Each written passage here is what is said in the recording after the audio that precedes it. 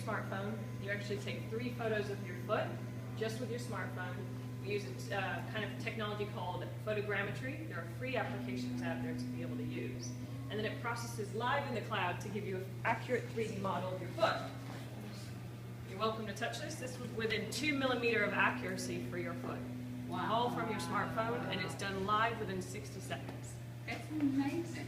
So now that you have a digital mold, you can take a look at the two and then compare so you can see the rigidity, the difference. Look at the toenails, look at the actual spread in there. What's the material that's made out of? That's just PLA, that's just 3D printed. We're just showing you a physical representation of what's in the digital cloud. So then once you have this, you need to be able to make a shoe, right? But shoe technology doesn't allow you to do that because they're made off of custom last. They make these molds, they cut them out, it's all these patterns. So we said, what is a kind of technology that will allow you to do something customized in a manufacturing approach? And we said, additive manufacturing or 3D printing. So we then went on the road of using 3D printers. You can see a couple of the little examples of desktop printers here, where you can then take a design, wrap it around your foot, make some materials, 3D print them, and then you get a customized shoe. We are 1 year in. We're going to launch in about 3 months. You're seeing where we are in the discovery pose. Go ahead and touch the shoes. And you'll start seeing it, and then I'm going to hold that other one up.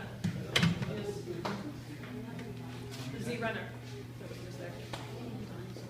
This one's actually going to go to Paris.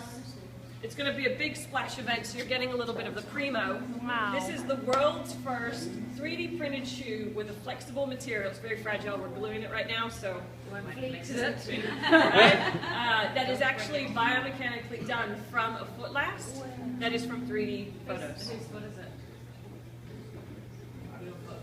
The first one. Right. Now it's not quite wearable yet, because we're gluing it and we're working on now the manufacturing process to actually make this repeatable. But you are seeing the world's first. It's going to Paris literally after you guys leave. I'm off to send it to FedEx, and then it's going to be shown and worn by a model there. That's amazing. You must be so excited. We are very excited. Yeah. At the same time, we are a young company, and the stage we're at right now is funding. So any young company, that's a nice little hurdle to actually get over.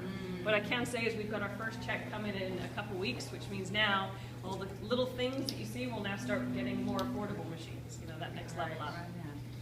And to do what we're doing with biomechanics, materials, science, technology, we're raising over $1 million. So it's not something you can do in a startup for $100,000. It's not something.